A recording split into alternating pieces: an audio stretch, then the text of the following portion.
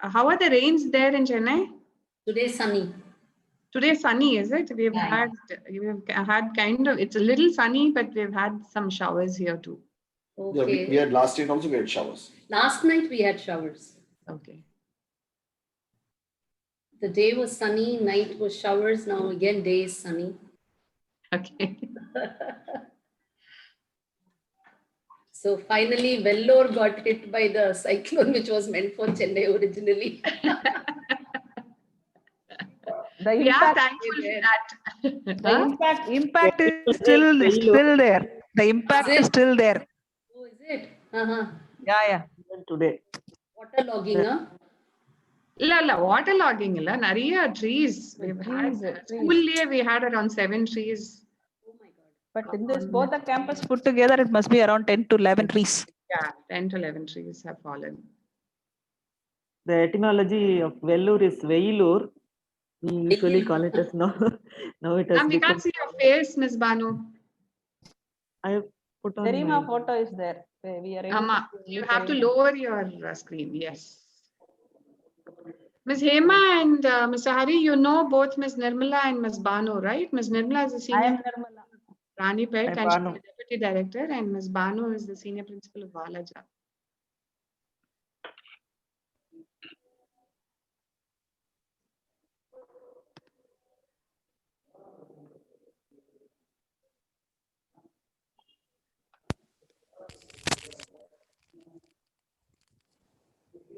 Or you're streaming separately.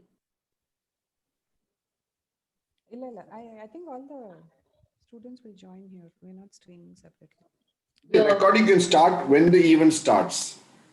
I think you put the recording on already. Yes.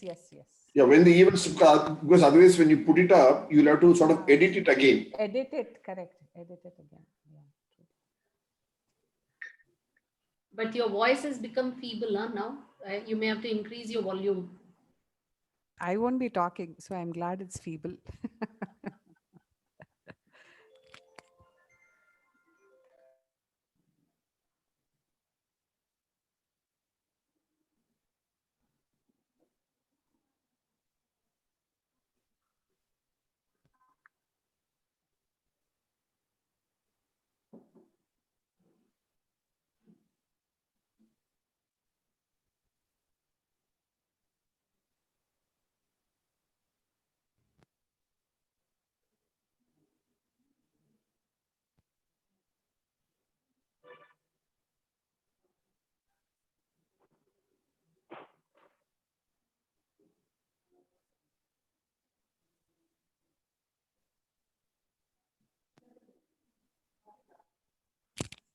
Ms. Gayatri or Ms. Seema, can we start? I think it's time. Hello. Gayatri.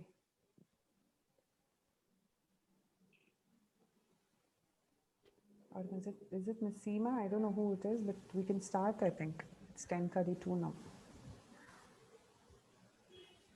Morning.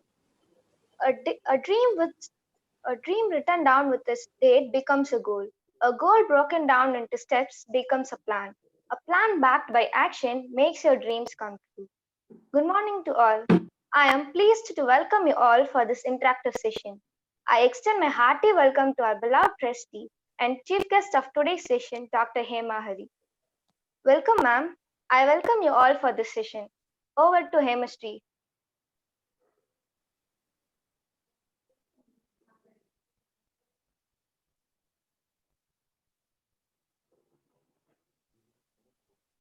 Is it to me or somebody else?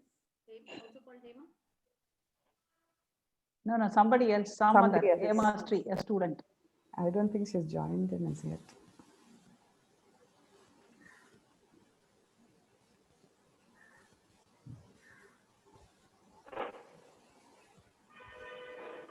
She is not joined.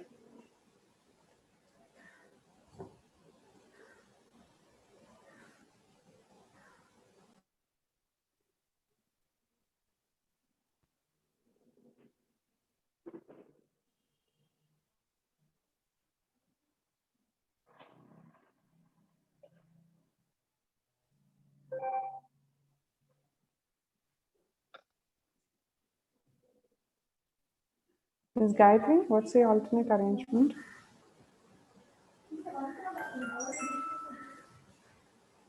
Ma'am, Hemashri has some network issue. We'll ask Deepti to continue. Okay.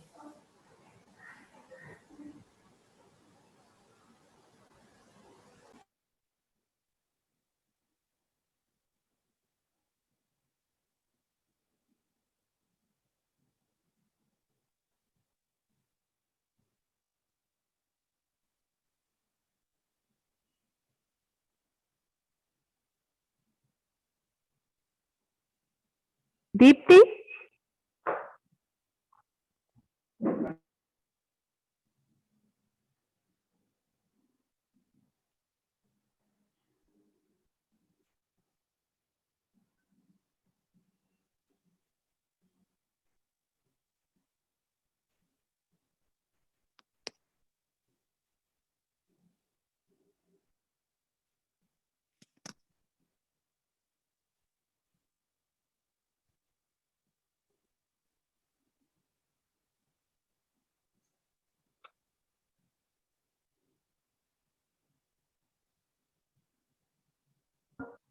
Deepti Priya, will you please continue?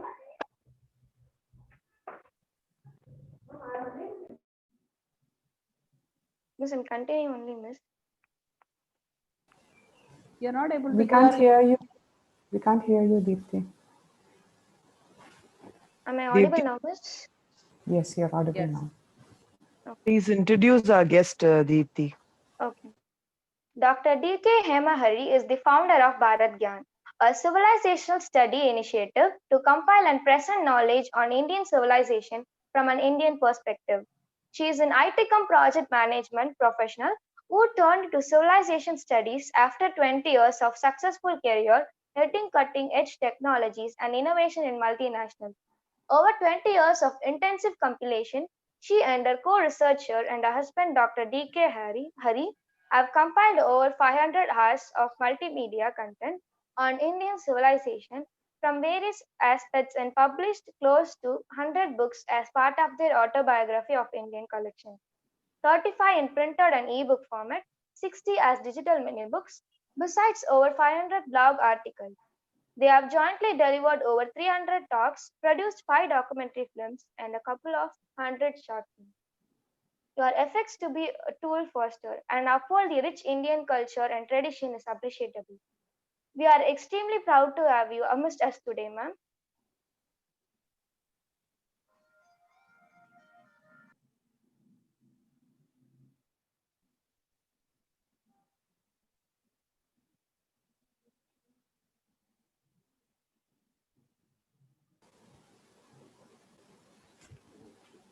Ms. Hema, I think you can start with your presentation. Yeah, I think I'll just start. Yeah. Okay. And thank you, Deepti, for that lovely introduction. And we are also lucky that we have Dr. D.K. Hari also joining us today.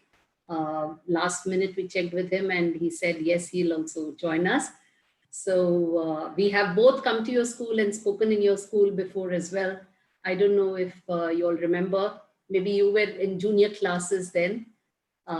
So I understand you're all doing a whole series of talks on the theme of yatra, I mean on the theme of travel. So, so when your management asked me that, if I could talk on some aspect of travel, I thought I will talk to you about the yatra concept of travel. See, in our land, travel has always been there. We always tend to think that traveling is now a new fad because we've all come into more money and therefore people are now traveling, going on vacation here and there and so on.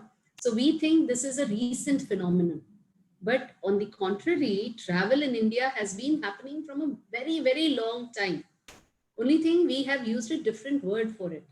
What did we call? We called it yatra. And we had different kinds of yatra. One of them is the Tirth Yatra, which is the pilgrimage. Yatra to holy sites. Okay, sacred sites. But the word yatra now, what does it mean? how do you get the word yatra? So shall we see what does the word yatra mean? In Tamil, what do you say for a journey? What do you call a journey in Tamil? Anybody? Payanam, right? Payanam. And if you go a little more, what do you say? Prayanam, right? Okay. Now, what was the spacecraft which was sent to the moon called the lunar mission? Anybody, please feel free. Just open, unmute and talk. Okay, don't worry. Chandrayaan, ma'am. Chandrayaan. And the Mars? Mars mission? Mangalyaan, ma'am. Mangalyaan, right? So what is common in these two words, Chandrayaan and Mangalyaan? Yan. Yan. What does Yan mean? Travel. Yan means vehicle. Yanam means vehicle. Okay, that which is capable of moving. So Yanam, Yan means moving. That therefore lunar vehicle, that which is vehicle to the moon, that which is a vehicle to the Mars. That is why Mangalyaan, Chandrayaan. So Yanam. And what do you call? So the word this, where does this come? Yatra, Payanam, Prayanam, Yanam. What is more common? What is the fundamental root in all these words? Sanskrit, ma'am. Yes, Sanskrit, but what is the sound which is common? What? Prayanam. All in all these Yatra. words, Yatra, Yanam, Chandrayaan. the Yanam, what is the root? Yan is common. common. Yeah, the Ya sound, correct? So the Ya sound, that Ya syllable, it actually means to spread, to move. Okay, that to move, to spread is Ya. That root syllable Ya means it gives you that meaning, that it conveys that particular aspect. So what do you know? Use one more word in our languages. What you celebrate your Pongal festival, Sankranti, you got a word for it?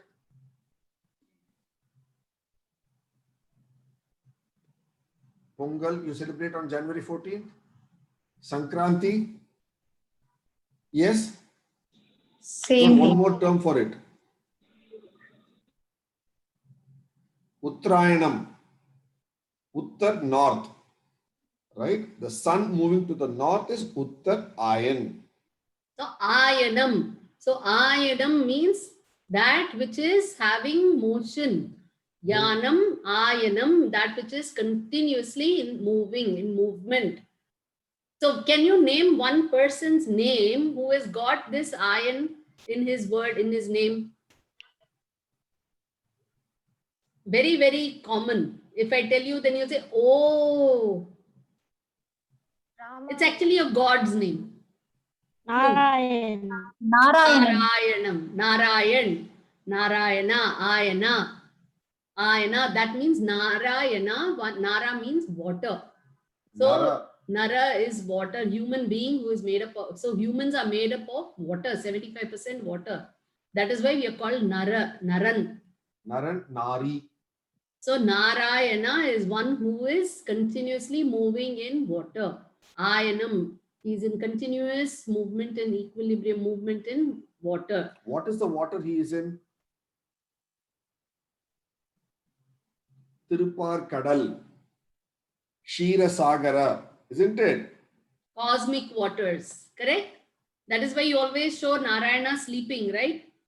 Sleeping on the bed of snake in the ocean. So Narayanam, Ayanam, Ayanam means continuous motion.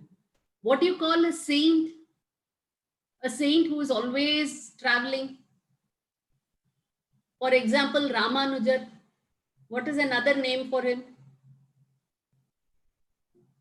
The clue lies in the syllable we are using right now. What is the syllable we are talking about? Yeah, Yanam, right? ma'am. Huh? Yatri. Ashwita, you said something? Yeah, ma'am.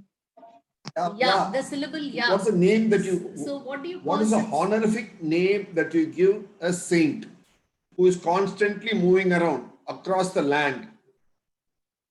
Saints don't stay in one place. No, they're always moving from one place to another and always preaching, teaching people as they move. So what do you call them? Jnani, ma'am. Jnani is right, knowledge. Knowledge. That's But in correct. connection with this syllable, yeah, and the concept of moving. Yatrigar, ma'am. Huh? Yatrigar, ma'am. Yatrigal We are is Yatri, the saints. We are Yatri, correct. The saints. You call them Yeti. right. That is why you got Yeti Raja. Ramanujar is called Yati Rajar. Among the Yeti is a king among Yeti. So, So- Yati is somebody who is always moving from one place to another and preaching. He is personally moving.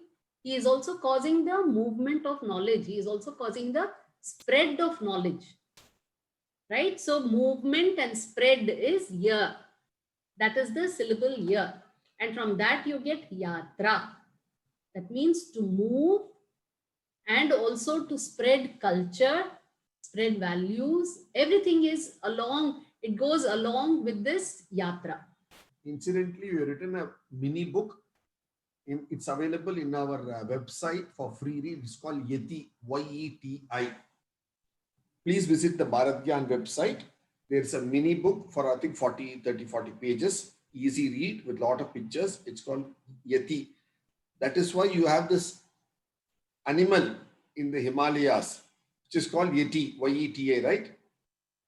Because it's an we call in English, they call it abominable snowman. But actually, Yeti is one who's constant, because you can't sight him. He's constantly moving. He doesn't live in one cave, isn't it? He's moving. So who is a Yeti? Who doesn't stay in a place. So see, from one syllable ya, how much we are able to understand, relish our civilization. So, Isn't it beautiful? so it Just a also, syllable ya. so it also shows that this idea of travel is deep rooted in our civilization. Okay, now we will just share our screen and show you some very nice, interesting facts about Yatra.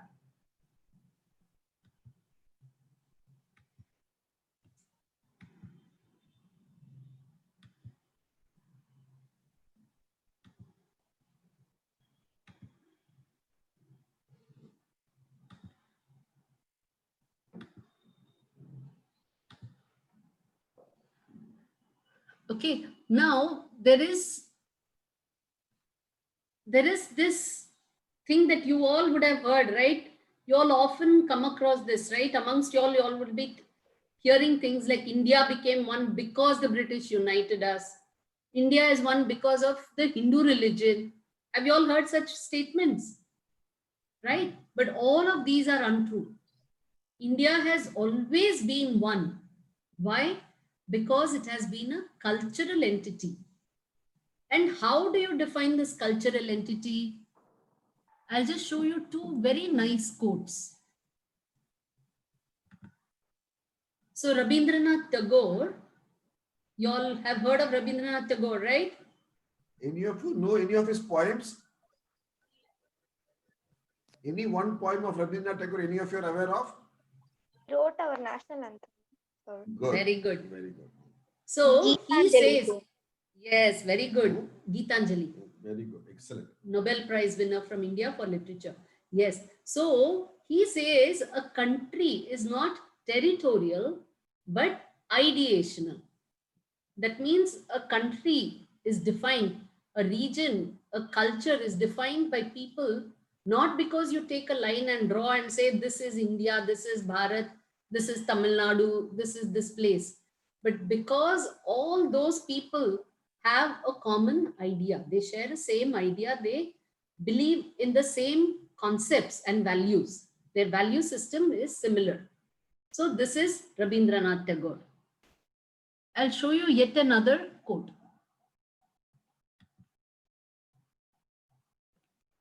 So this is Pandit Jawaharlal Nehru.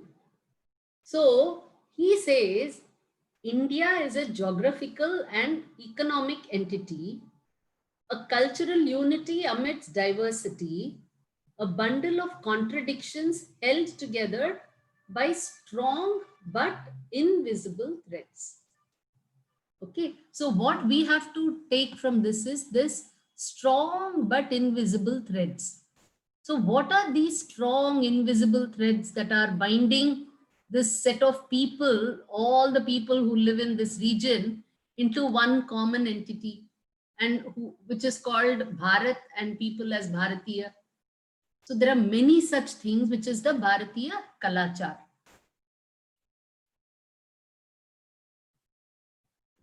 So she has had the same background, same traditions, same religions, heroes, heroines, old tales, one common language which everybody knew besides their own individual languages.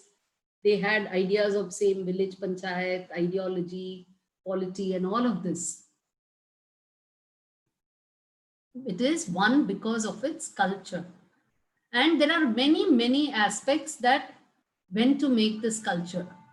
It is a vast continent. It is as big as a continent. India is actually called a subcontinent because it is diverse. And it's surrounded by seas on three sides, three different seas. It has mountains, it has deserts, it has fertile land, hills, rivers, lakes. It has different kinds of minerals, forest wealth, different species. People are very different. Their physique is different. Their features are different. Languages spoken are different. Food customs.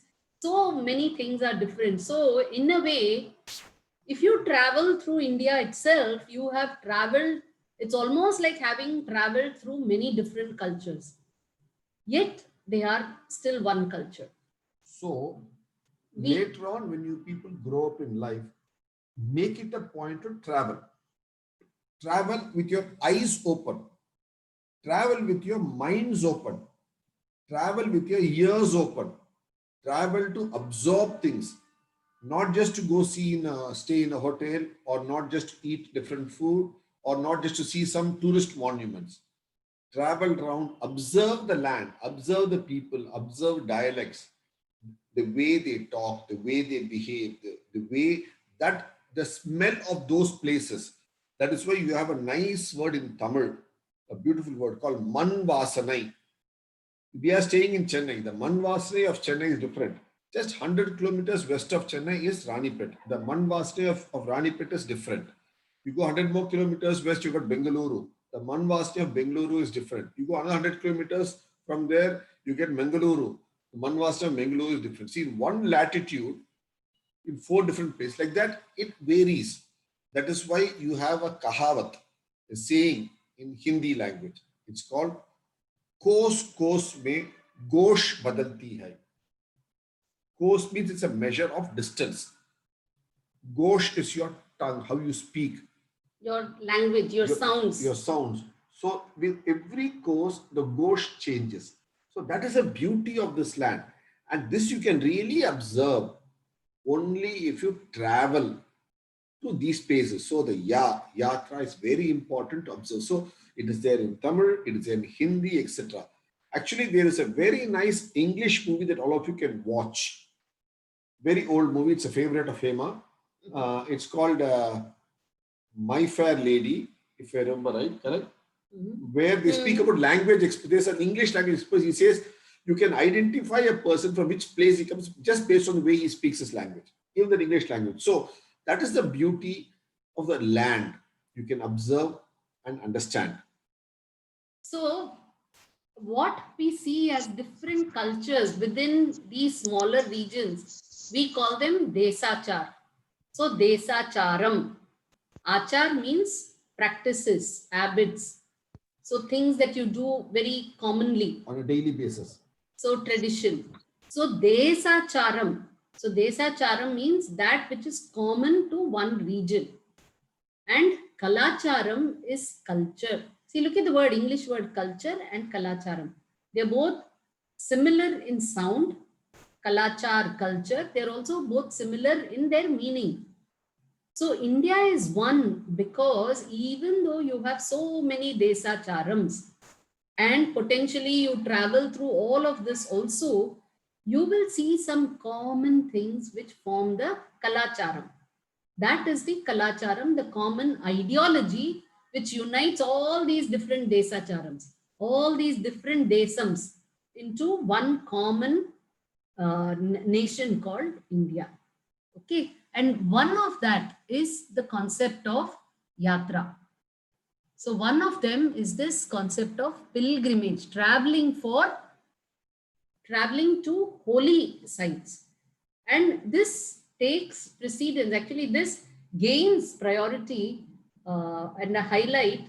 There is also parallelly a common ideology which is common across all these parts of India, where a person's life is divided into 4 stages. So the first stage is for studies. So from about 5 years old, 5 to 7 years old onwards to about 18, a person is supposed to undergo focused studies. Then after that, a person is supposed to enter into married life, that of a householder, where he supports the family. He not only supports the family, he supports the society. He works for the prosperity of the civilization of the country. So this is on until the age of about 60. Now, after 60, a person enters a stage where it is, even in today's term, you have retirement. So you retire from active householder's life, you retire from your profession, and you go more on yatra to widen your horizon, especially pilgrimages. And then afterwards, around 80 onwards, you go into a phase of renunciation. Okay, so these were the 4 stages. So the householder had to support all the other 3 stages as well, because those 3 people are not earning. It's only the householder who earns. So this pilgrimage gained prominence as well as yatra, because all people who after they retire had to undergo a pilgrimage, because that kind of forced them to leave. Otherwise, they will never leave their attachment to the family, to the household, to their job. They will never really actively retire. So to force them to retire and start thinking about bigger things to widen their horizons, they were asked to go on yatra. And very often they also took the children along with them. Sometimes the family also went along with them in later days. So we have people like Adi Shankara, who was a sannyasi at a very, very young age itself. He renounced. He didn't even wait till he reached 80. For him, his entire, what is a 100-year lifespan, was kind of shortened in just 25 years itself. He covered almost all these 4 stages. So, and this person chose the 4 corners of India for his mutts. So Badrinath, Dwaraka, Dwaraknath, Jagannath, Puri Jagannath, and actually down he had in Sringeri and Kanchi. But look at the 4 Naths.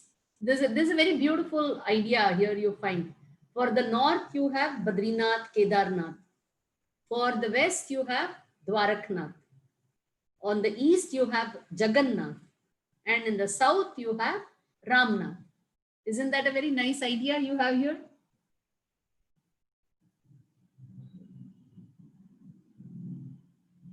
So he established his mutts in 4 corners of India.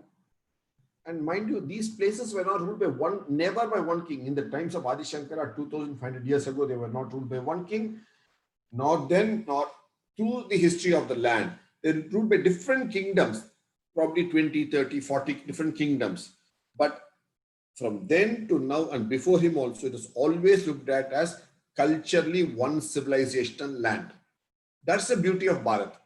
So in a way, all of this travel is like a foreign travel, because he's going from one kingdom to another kingdom to another kingdom. So equivalent of countries.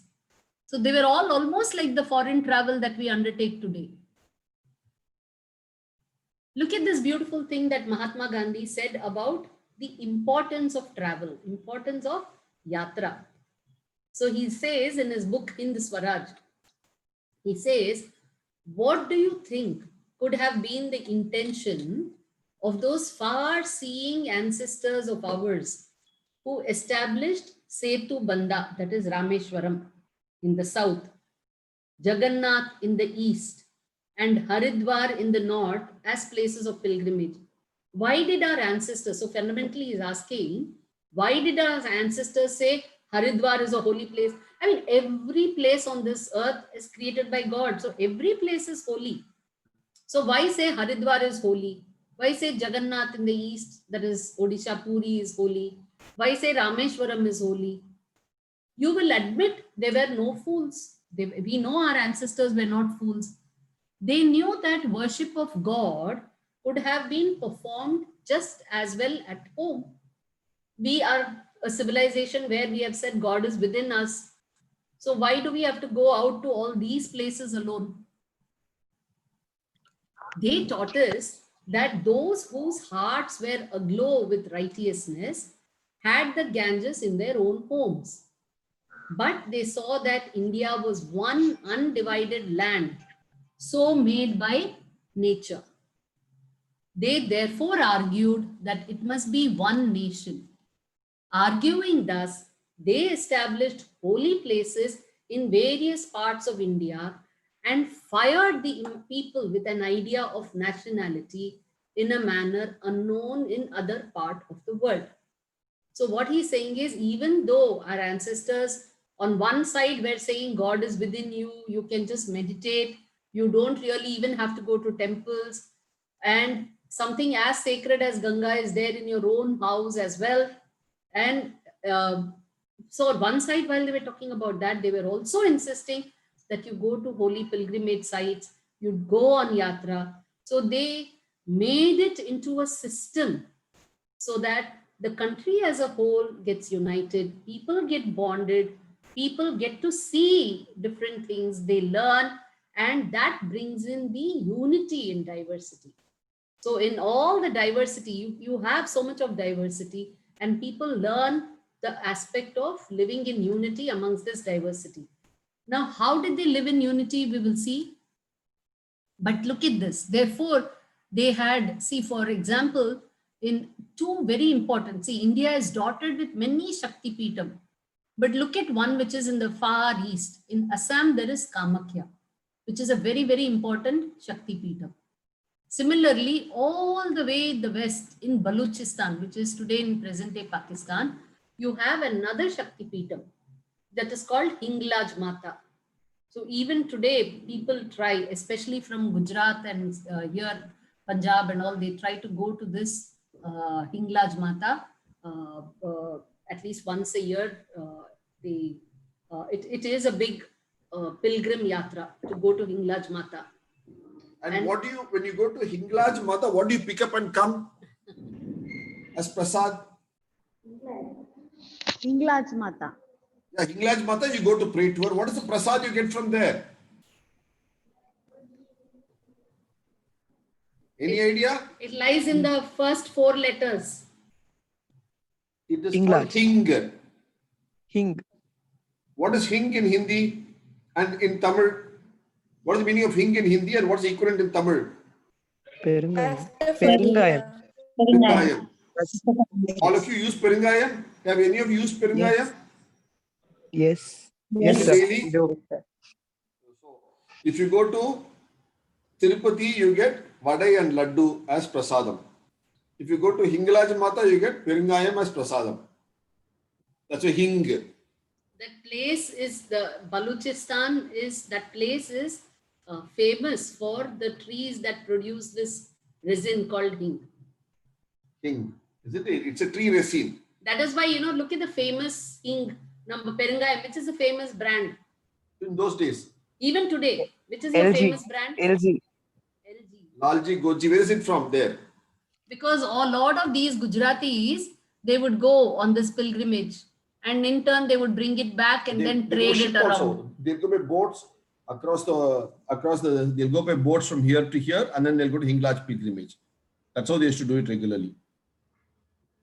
Okay, so and then look at the other very prominent two temples for Shiva. One is Kashi Vishwanath, the other is Rameshwaram, Ramnath, right? So you have Shakti, two prominent Shakti stalls in the east and west, and north and south you have two prominent Shiva pilgrimage sites. Of course, you also have Kedarnath over here and all that. But then this idea of people having to go to Kashi and Rameshwaram is something that is very common. Even today, you will find many North Indians doing this pilgrimage. Let us look at some of the prominent yatra routes.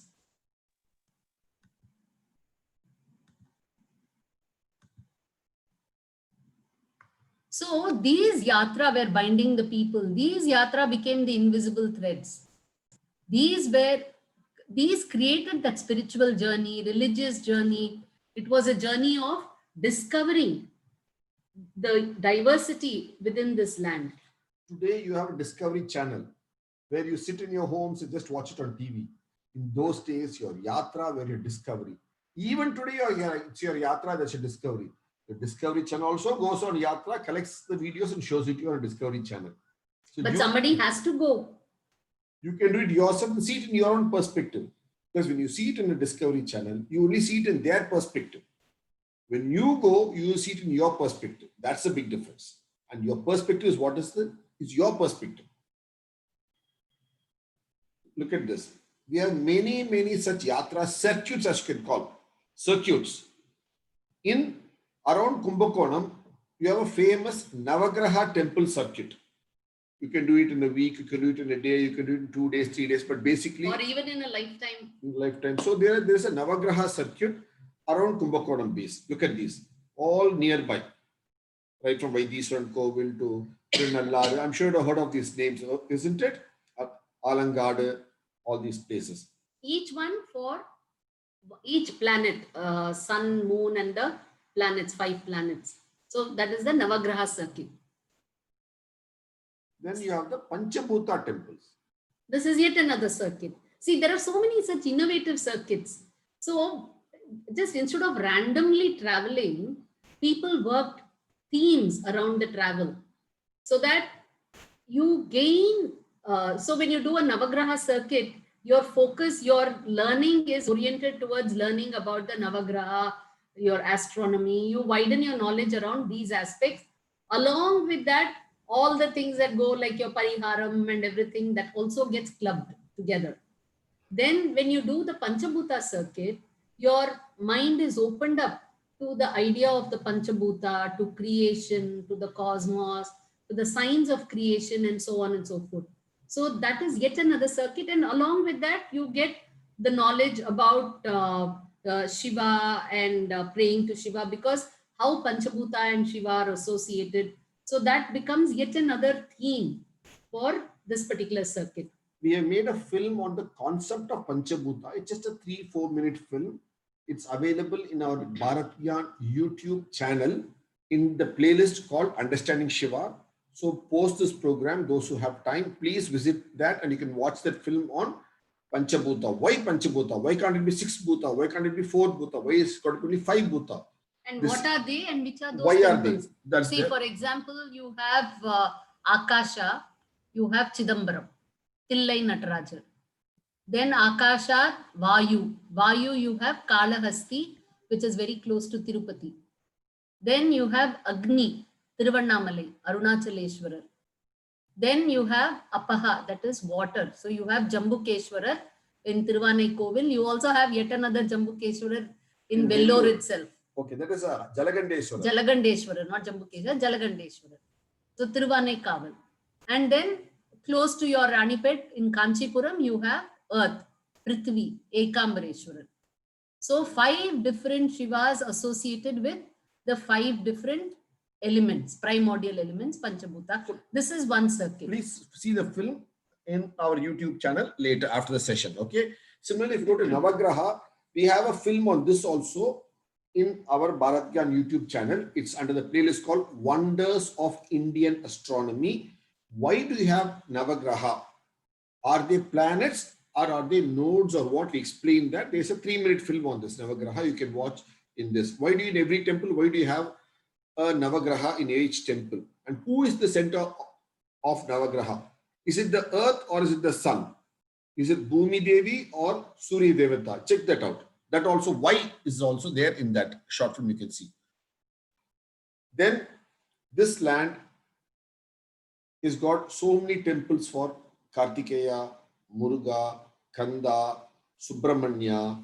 We call them different names. And you have Arupadai Veedu for this. Tirutane is very close to, again, Ranipet. You have all this. Why? The 6. Swamimalai, Parani, Paramudir Cholai, Tiruparangundram, and Tiruchendur. So these are Arupadai Veedu. Now the theme is around Kartikeya and Muruga, as we just said. And we have written a book on this, mini book on this, called Skanda. It is available for free read in our Bharat Gyan website in the link mini books. Please do read why 6 and how 6, all that is explained therein. You can read that See, there. I'll show you where it is. You can go to the Bharat Gyan website. See, if you go to this Bharat Gyan website, BHARATHGYAN.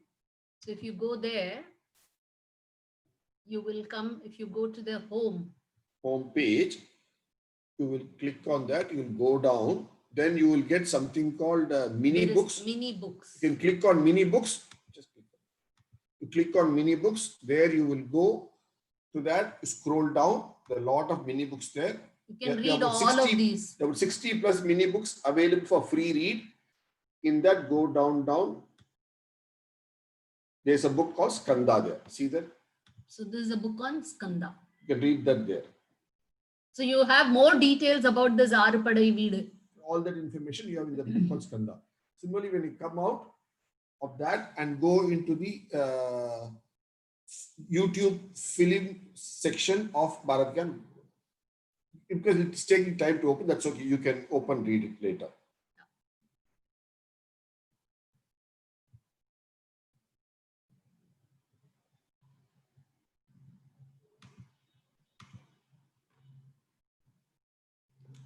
Then look at this. The whole idea of Kumbh Mela and Pushkaram itself is a very, very huge circuit, travel circuit. And it is something that is an annual phenomenon. So every year, see, actually Kumbh Mela is something which is based on the movement of Jupiter. So when every time Jupiter transits from one zodiac to another. Now, how many years does Jupiter take to go around the sun? Anybody? No, before that, how many years does Earth take to go around the sun? Hello? How many years does Earth take to go around the sun? Any answers? 1 year. 1 year. How many months is it? 12 months. 12 days. 12 months. Okay, good. How many years does Jupiter, Guru, take to go around our sun in Earth years? For Jupiter going around is 1 year, but in Earth years, Any idea? 12 years. 12 Yes, years, good. yes. so 12-year cycle is called a Jovian cycle. How ours is an Earth cycle years of 1 year, 365 days, 12 months. Jupiter's year is called a Jovian year, Jovian, Jovian year, which is 12 Earth years. So since we follow, and what is Jupiter called in the Indian languages, Tamil and Sanskritam, Assamese, all the languages? Telugu, Guru, Brihaspati, right? Brihad meaning big. It's the biggest planet, right? So Brihad, big, Brihaspati, right? So our calendar is based around that, the 12-year cycle. So here, therefore, every year it goes through each of the 12 zodiacs, which are there in the sky, in the zodiac belt. So as it goes from one zodiac to another, in different parts of India, fundamentally along different rivers, they celebrate a Kumbh or a Pushkaram or a Sangamam. So if it is a very small confluence, small rivers, they will say celebrate Sangamam. If it is along slightly bigger rivers, then they celebrate it as Pushkaram. And if it is rivers along very, very holy pilgrimage sites, then they call it Kumbh, right? How many Kumbh do we have in India in a 12-year cycle? The 4 Kumbh sites of India, anybody? I've answered it actually. How many Kumbh are there? 4. 4. 4. And anybody knows what are the 4 places where the Kumbh is held? Prayag, Prayag, Prayag, Kasi, yeah? Varanasi. Haridwar. From this coming January, Shankranti, you're having a Varanasi. Kumbh at Haridwar. Haridwar. The other is at Ujjain by the Shipra river. And the 4th?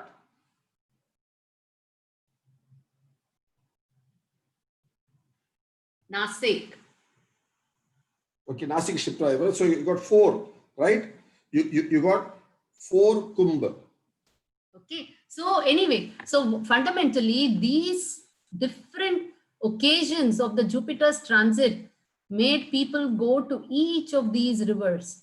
So every year people would travel as Jupiter moved, they would go to each of those confluences, and each of the Kumbh Mela, it was not just to have a dip in the water, but in every Kumbh Mela or a Pushkaram, all the different yatis would come, the saints would come, scholars would come, common people would come. So it gave an opportunity for all of them, all the common people, to gain knowledge from the scholars, and for the scholars and saints themselves to interact. Even kings would come. So it was a point, it was like a conference. So every annual, it was like an annual conference. Only thing, the venue kept changing to different parts and people would keep traveling. So Kumbh was another aspect for the yatra. Then the sun temples was another circuit. Look at the number of sun temples we have. We hardly go to many of them. We hardly even know of them. Today we only think of Konark as a sun temple, or the Suryanar Kovil near Kumbakonam as a sun temple. But there is a sun temple in Domlur, in the heart of Bangalore itself. There were so many sun temples. And do you see something very, very unique thing, a very singular feature over here? Where are most of the sun temples? Of course, they are spread here and there, but bulk of them, where do you see them? Near the Tropic of Cancer. Many of them are near the Tropic of Cancer. We have written an article on the Sun Temple along the Tropic of Cancer in our book.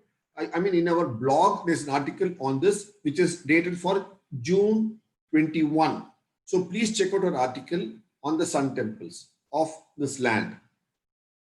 Okay. So that is one. Then the Ganga Yatra itself. From Sagar to Sagar. So from the seas to the mountains, or mountains to the seas. So all the way along the Ganga route.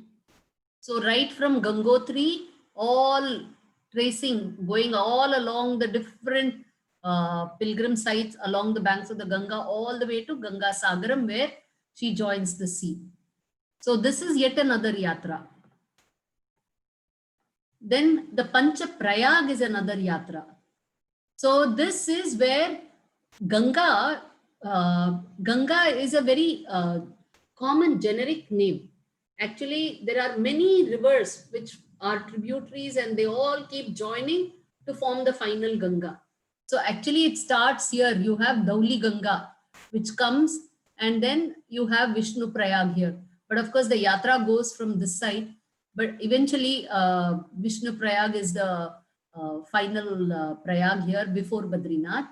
Then you have, and this Dhauli Ganga joins Alaknanda. Then you have Nandakini at Nandaprayag. Then here you have at Karna Prayag, you have Pindar Ganga. Then in Rudra Prayag, you have Mandakini, which comes from Kedarnath and joins here. Then you have Bhagirathi, which comes from Gangotri and joins here at Dev Prayag. So this Prayag, Pancha Prayag itself is one yatra. Then Sapta Badri is yet another yatra. Adi Badri and so Adi many Badri is Badris. in the state of Haryana, and some of them are in the state of Uttarakhand. Look at that. So there is Badri Vishal, that is the main Badri. So different Badris are there. Ardha Badri. So look at this. And what does the word Badri mean?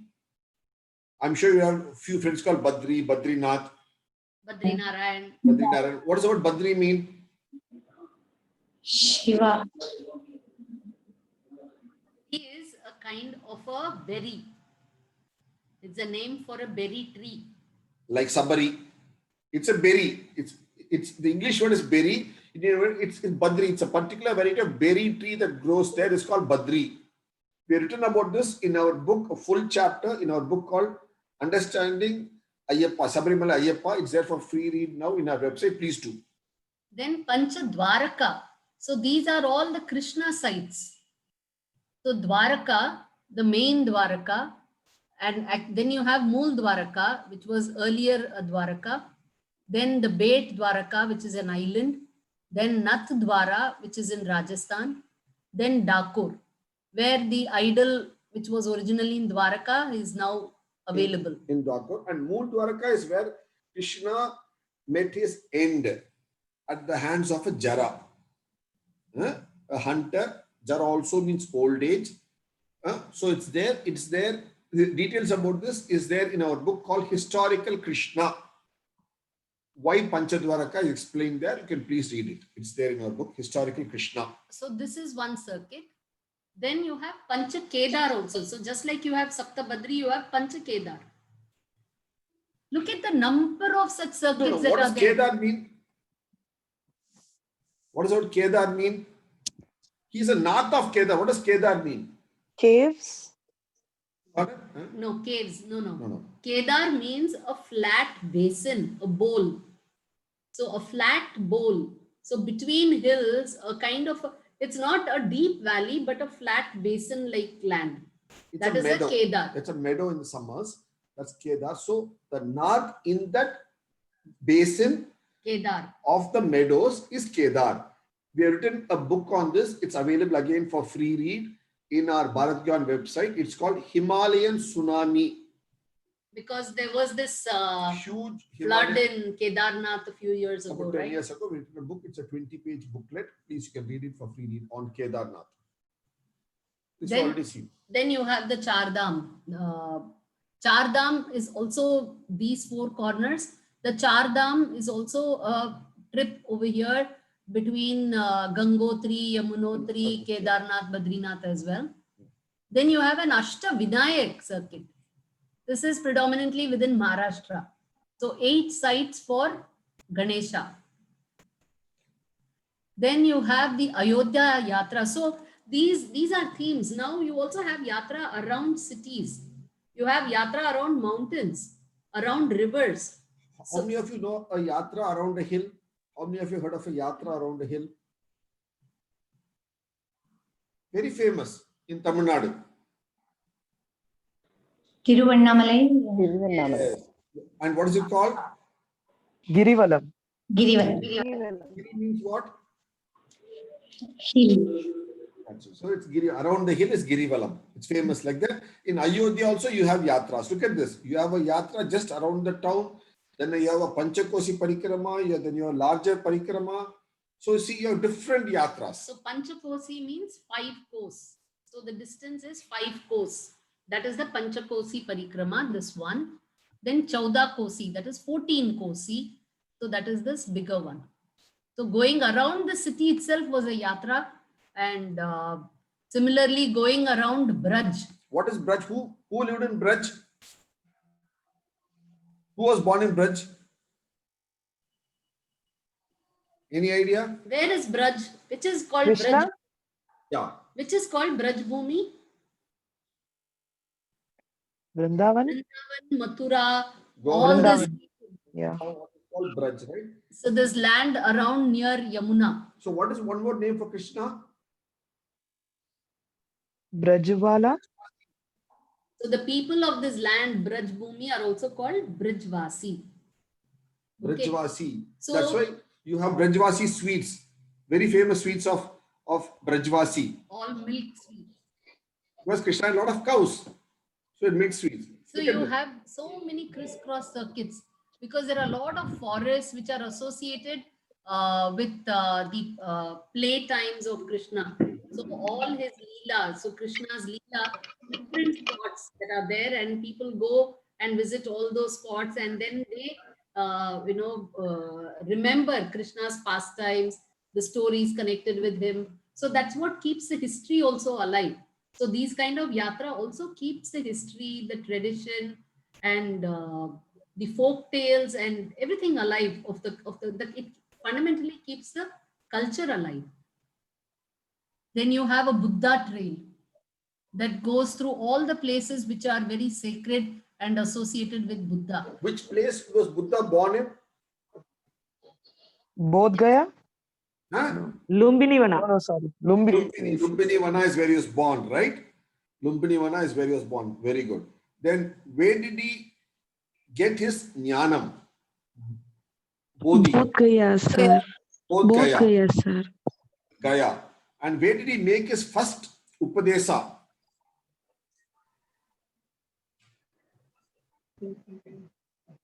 After he got his Jnanam.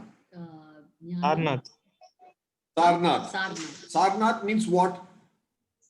You have a temple for Saranathan in near Kanchipur, near Kumbakonam. What does Sarnath mean?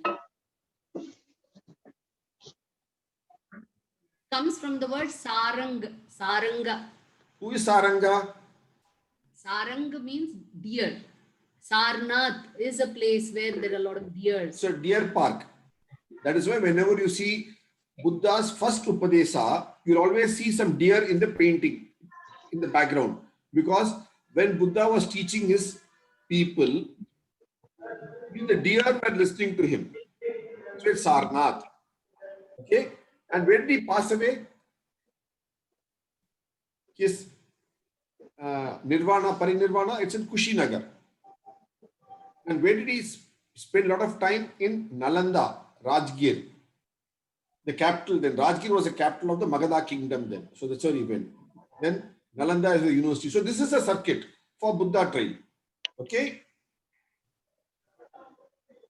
Then for Sikhs, where Guru Gobind, Sant Guru Nanak to Guru Gobind Singh, they all travelled. There are many holy places which are very important to the Sikhs as well. So there is the Panch Takht. Takht means seat. So this is also another yatra. So like that, then you have the Kashi yatra. There is a parikrama of the Kashi. The four actually. Then parikrama of the Narmada river itself.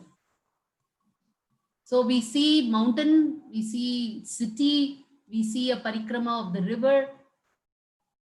And then we see all these yatis, all of these are yatis.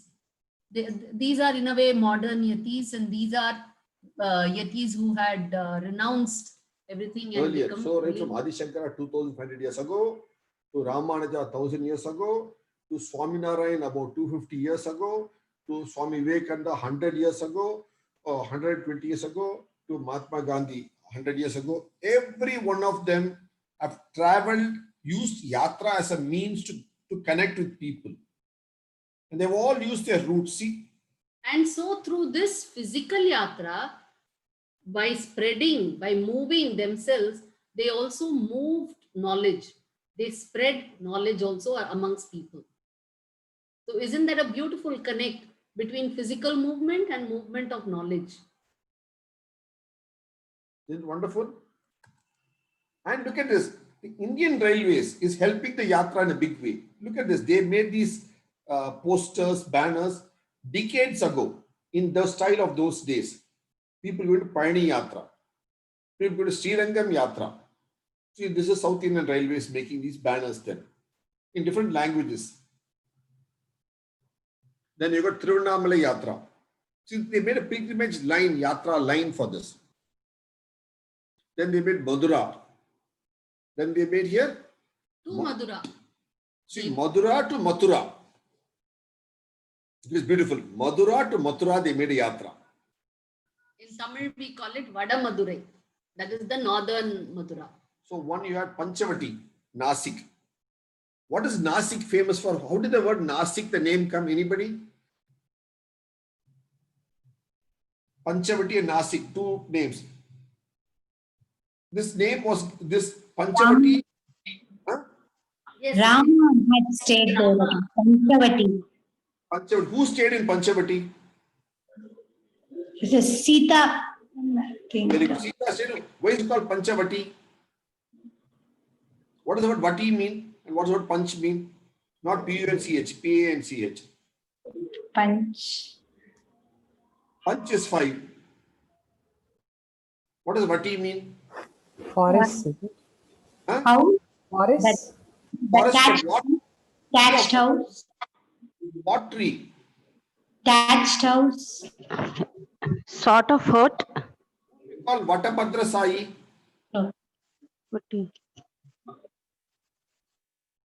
Krishna, isn't it? Vatabhadra Sai. Vatapatra actually. Vatapatra, the leaf.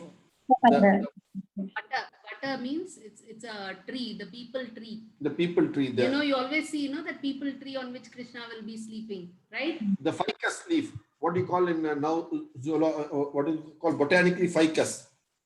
So Vata, that's a Vata tree. So that's why you also Vata Vriksham. Vata Vriksham. You have Vata Purnima. On the word Vata, Vata Purnima, Vata Vriksham, Vata Patra Sai, Panchavati. You have written an article. It's there in our Bharatgyan blog. Please read the article. So Panchavati, where there were 5 of those trees, main 5 trees. So that part where these 5 trees were growing, that was where they had made their home.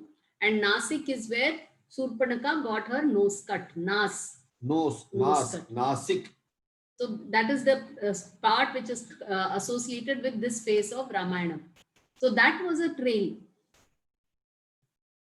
Allahabad, That's is Prayag. Kumbh. Then Ellora. Ajanta Ellora. Look at this. So like this, in this land, you have had a variety of trails from ancient time to present time. Now we can come to a very, very important point. For all these Kumbh and trails, everything to happen, what do you need?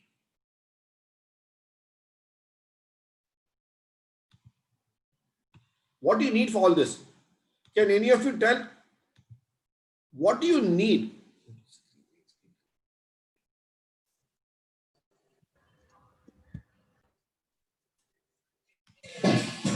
What do you need for all this? We spoke of Yatra all over the land from times immemorial, from Rama times to now, all that we have spoken. But for all this Yatra, Kumbh Mela to happen, this to happen, what is it you need? People, you need people. You need the Tirtha Kshetra. What more do you need? Sir, in order to survive without starvation, we need food and water. Pardon? Yeah, in order to survive without starvation, you need food and water. Where? In your house? Where do you need food and water? You need it in your house so that you pack and take it with you? Yes, ma'am. Is it what you need? Think. How long does it take to do this yatra? Some of these Char Dham yatras and all these yatras, how long do you think it would have taken them?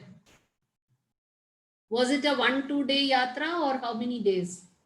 The path which we are choosing must have plenty of water and food. Yes. So, means what? Everywhere you go in the yatra, how many ever people go in the yatra, what should be readily available for them? Food and water. Food, sufficient food, water and stay. Night stay facility, healthcare facility, Ayurveda for treatment, some leg injury, that injury, this, that. Some unhealthy food they've eaten, so they need to have some medicine to get better, isn't it? So what do you need? You need a yatra infrastructure. You can have yatra spots, but what you need is a yatra infrastructure. This land had a self-designed yatra infrastructure. Yeah, Isn't it? Not designed by any government or by any king. But the people have designed a yatra infrastructure. Is it amazing? Not now, thousands of years ago. That is why people could travel. Because this land was a prosperous country and there was a sharing nature with plenty of food, and everybody shared it, irrespective of whether a rishi or a raja or a tapasvi or a grahastha, everybody shared the food across the land. Okay, they all shared it, this food, and with every traveler they shared the food, because you don't carry money and go with you in those days. You know that if you go to the next town, you'll get food. Next village, you'll get food to eat. They will serve you. What do you call that habit in India? There's a term for it. Atiti Devo Bhava or Atiti Ubhasana. Very good. Atiti Devo Bhava. What does that word mean? Who is an Atiti? If you serve your guests, it's equal to serving God.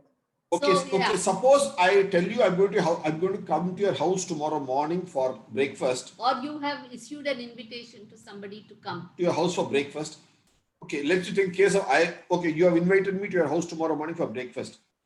I come to your house and I ask you what time can I come? You said please come at 8:30. Only then my pongal will be ready. I will not be ready. If you come at 8 o'clock, the pongal will not be ready. Come at 8:30 only then will be ready. You can have breakfast and go. Okay. Am I an Atiti? No. Why?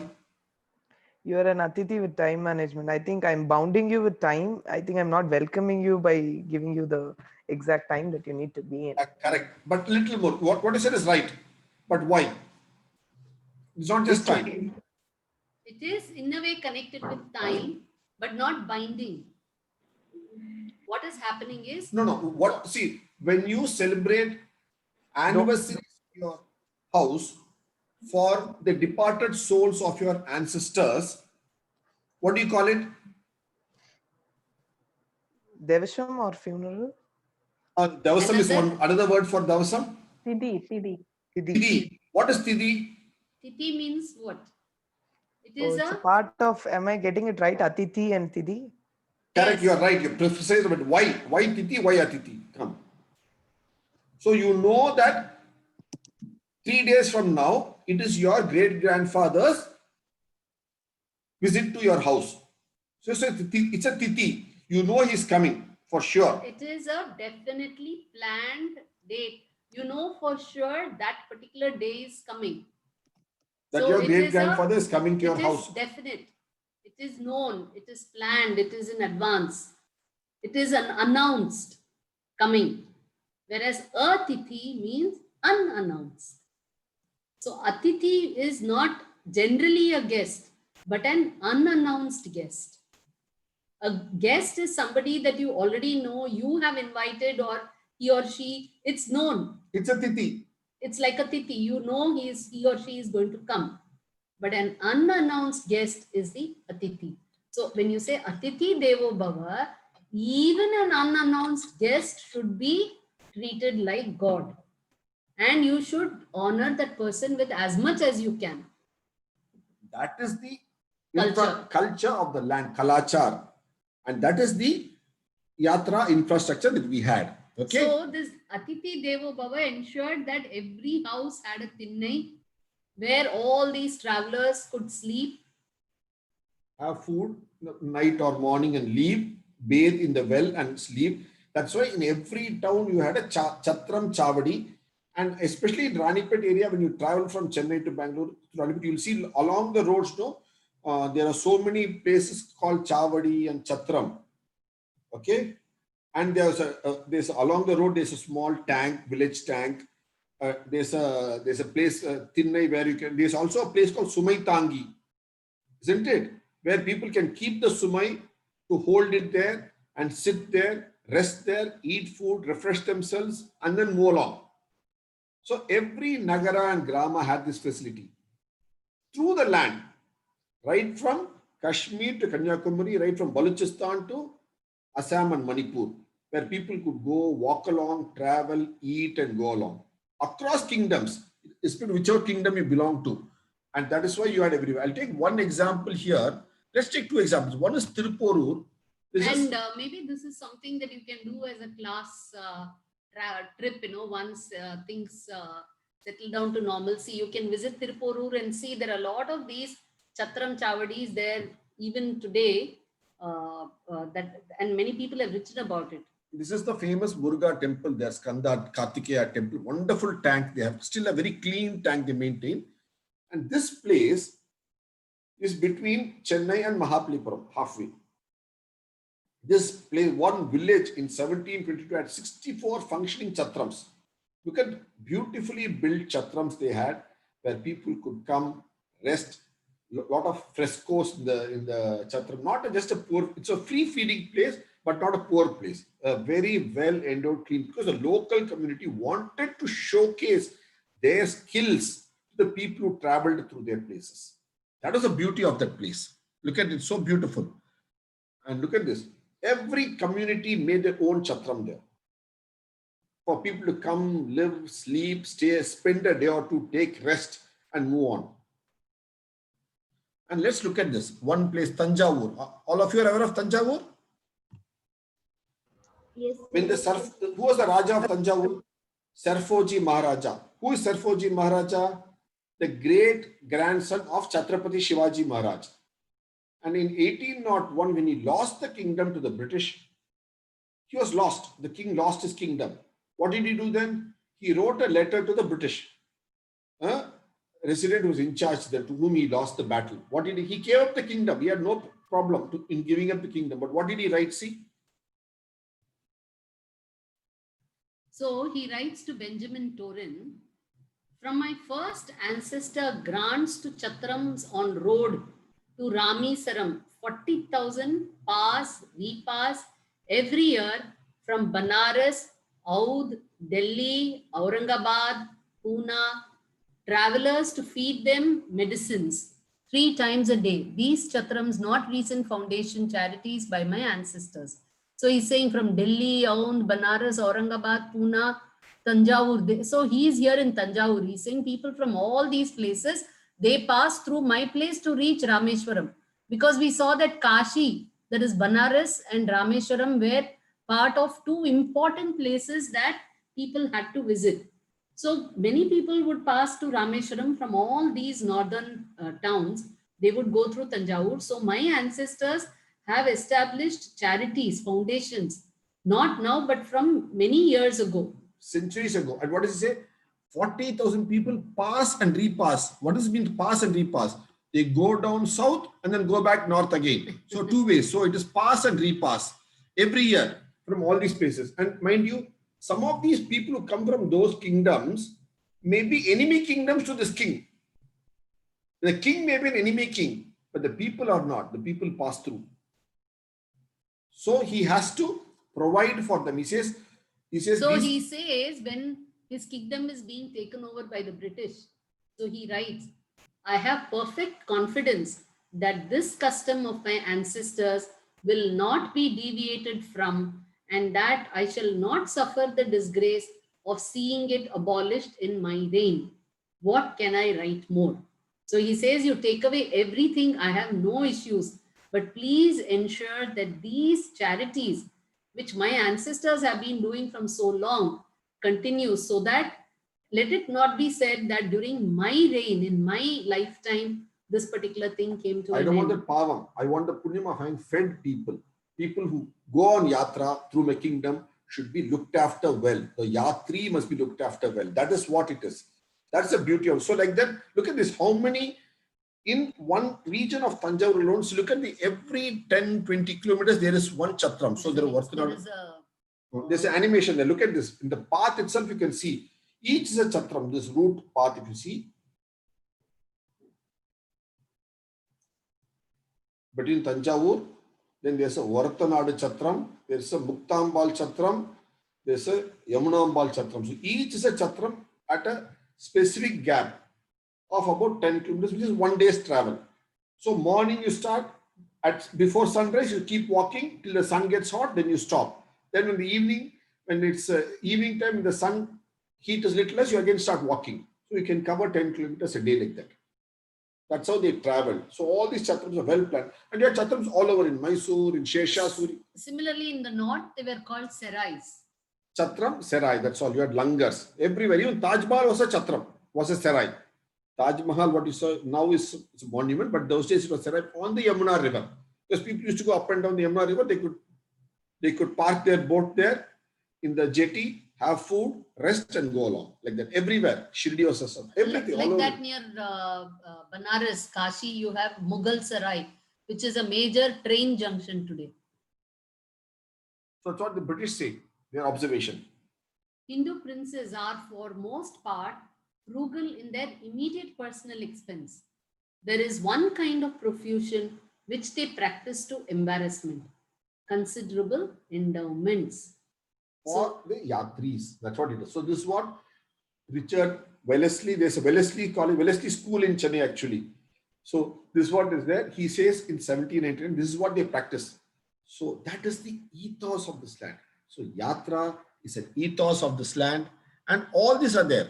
So today, unfortunately, what is become? These all become hotels today, where you pay. Those days, food was free, given free. It was the psyche of India to serve everybody free food. So this yatra, within this yatra were two things. One, knowledge was given freely. All these people, they traveled, and the yatis and the scholars, they used to travel and give the knowledge free. And when people traveled for the yatris, the locals would give the food free. So both of them. So yatra was not only a spirit of travel, but it also had a spirit of good culture with knowledge and charity bound with it, but with also a planned infrastructure as well. See, when they conducted Kumbh and Pushkaram in different villages, each of those villages had to scale up to that level. So many such sites are there all over India. So that was what makes this land so beautiful, isn't it? So now those who want to sort of know more about our content, you can please visit our website, bharatgyan.com, where you get a lot more information on these subjects. And those who want to send us any doubts, emails, please feel free to send us to us at this email ID, bharatgyan@gmail.com. But if you go to visit our website, you get all the information there that you want. We're also available on social media, on Twitter, YouTube. We've got a host of films for you to watch on YouTube. You know, Bharat Gyan blog, there are enough articles for you to see. Welcome to go through it and share this knowledge with your family and friends. We'd like to thank the management of the school for inviting us to speak on this occasion. Any doubts, we'll be happy to take. Any questions, observations, doubts? Did you like yatra? You want to go on a yatra? So many options for you to choose from. We can't hear you. Yes, ma'am. So anybody has any questions? Observations, opinions, doubts, feedback, anything? Ma'am, Yeah, Deepti. which is your favorite destination in India and one of the best places in other countries you have visited? A very tough question. See, yatra starts from within. So the best place is within, and with that you look at everything. Every place is beautiful. There's nothing in this place is more beautiful than that, or that place is less beautiful than this. Each place has its beauty. Each place is an experience. That's the beauty of this land. That's the beauty of this earth itself. See, one thing you will find, if you have gone on a yatra, on a journey to any place, forget yatra now. I mean, you've been hearing about travel for the last few talks, right? If you have been to any place, don't you think that you bond with that place? So the next time anybody says, I am from that particular city or that town, you immediately say, yeah, I have come there. I know this there. You immediately feel connected with that person. You start automatically bonding with that person, and you bond with that place. You feel, yeah, that place is special. So anytime if there is, let's say if you have visited Nagpur, anytime Nagpur comes in the news, then immediately you'll want to listen, what happened in Nagpur, and so on and so forth. So you start getting interest in that place. If you've been there once, then you get attached to that place, whichever place it is, wherever, within India, abroad. Anyway. But you start developing a bond with that place. So the more you travel, imagine you will have that many more places to bond with, that many more people to bond with. That is how it widens your horizon. Okay, any more? It will take a lot of your time.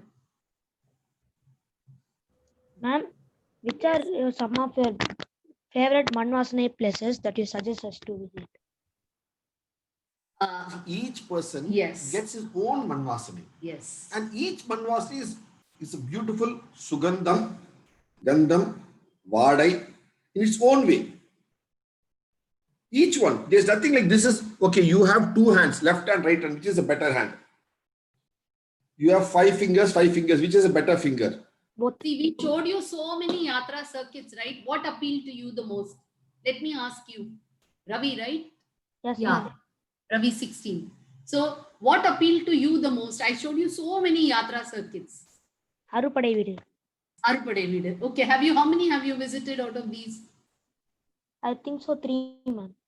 3 or 4. So then go and complete the other 3 also. So then now you can say, oh yes, I have done all the 6. So like that, actually, see, there is another concept which is called Divya Desam.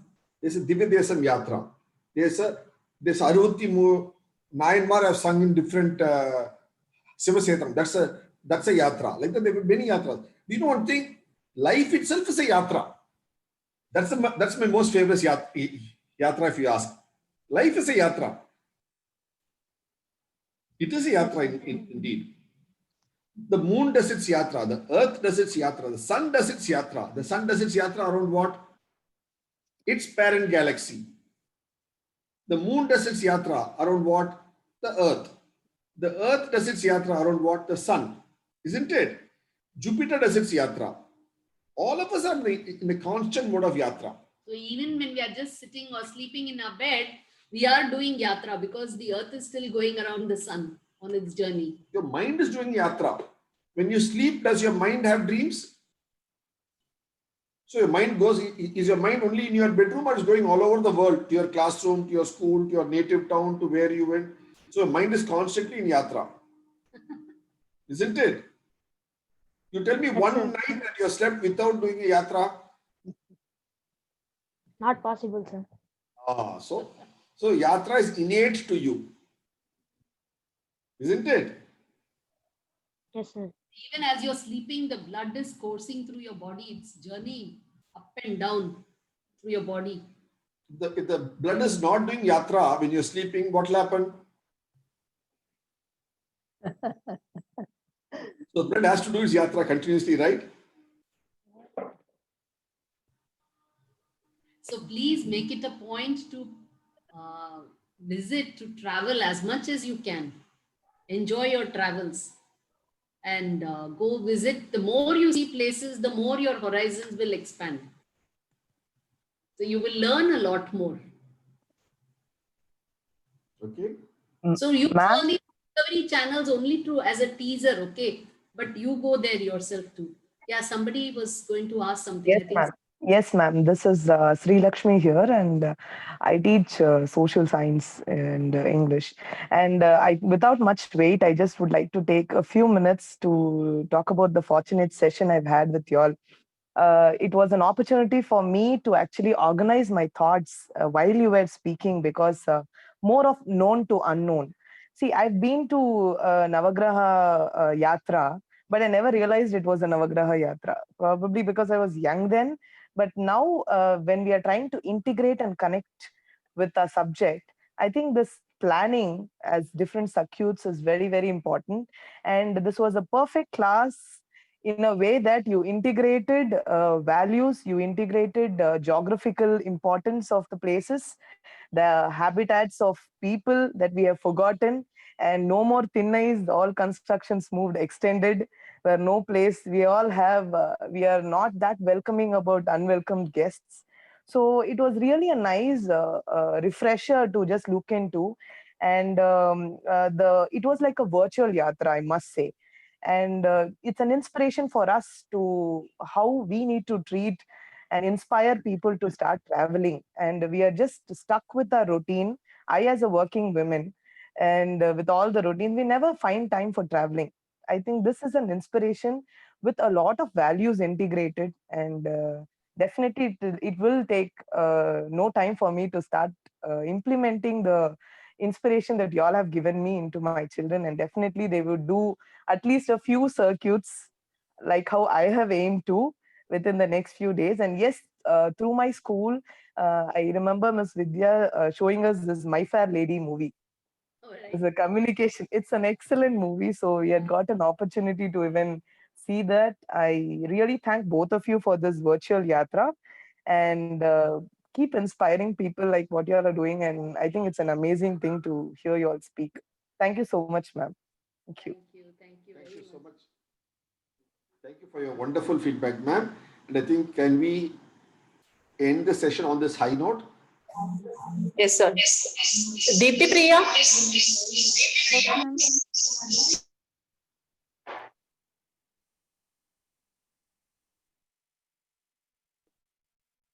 No duty is more urgent than that of returning thanks. I express our gratitude to our trustee Dr. Hema Hari and Dr. Hari, who consented to share their thoughts, knowledge on the Indian. Thank you very much, Mr. and Mr. Everyone, for making this session interactive and successful. Thank you. Thank you. Thank you so much. Thank you for giving us the opportunity. Thank you. Thank you very much. It was wonderful listening to you. Actually, I was thinking we should have more sessions like this. Sure, anytime. And as Ms. Sri Lakshmi put it across, I think we've had a beautiful virtual tour with both of you. Thank you very much. Thanks. Ma'am? Vidya. Yes, Hello? Ms. Sri Lakshmi. Yeah. To Mr. and Mrs. Hari, I just have one last question. If you could just answer that in like 30 seconds, I would feel happy. Sure, That's the sure. only hurdle I have. That is, always couples are with contrast interest. One don't like traveling and another one wants to go out and be out. It's always God has made pairs like that. So how did you all become one? How to interest people to join your interest? So please. See, even if you have couples who want to travel, no, there will still be conflicts on where to go. So don't think there is no conflict anywhere. Shall we go north or shall we go south? So from an IT professional to what you are together, I think there's a lot of conflicts that have been resolved in the right way. So Life is full of conflicts. Yeah. See, and overcoming it is. Don't look at it actually as opposite or conflict. Okay, look at it as complementary.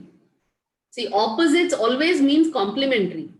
See, opposite is a negative way of saying the same thing. Complementary is the positive way of looking at the same thing. So it means that what one doesn't have, the other has. So together, it becomes a whole. So if one does not like to travel and one likes to travel, then there is a balance, because if both like to always travel, then you're always out or you're always in. So here there is a balance. Each one gets to win at some time or the other. we'll definitely try to work the circuit, ma'am. Thank you. Circuits in your own district, for example, in Ranipet district itself, there must be quite a few places. Yes. Around your 2-3 districts area, all within day travel, you can create your own circuit there. Yes, sir. You show the enough places to visit there and make it like this. So you establish a circuit for yourself, 1 or 2 or multiple circuits, so that basically you can do the day trips like this with Ranipet as the base. That could be an Actually, idea. We have been to this Virinjipuram temple, which is a beautiful temple. So there are different places you can do, form circuits around all these things: ponds, lakes, hills, old temples. You can make a pond water body based trail. You can make a architecture based trail. Archaeology in that area. Archaeology trail. Different trails you can make. Because I've even seen some lovely ruins, on the right from the highway itself, while going from Chennai, Bangalore route itself, you can see some lovely ruins along the sides. Actually, I had spoken about this quite a few years back with Mr. Sardi about the different things that he had identified over the last few decades of living in Ranipet. So that way, those could be wonderful trails. We did bring some of them out through our project, My Town, My Pride, as a 25th year Silver Jubilee celebration. I think children really enjoyed venturing and knowing about places and, documenting it. I think they've learned a little bit about that as well. So channelizing is what we learned as a group today, how to channelize our thoughts about history and places. So we'll surely do that, sir. Thank you so much.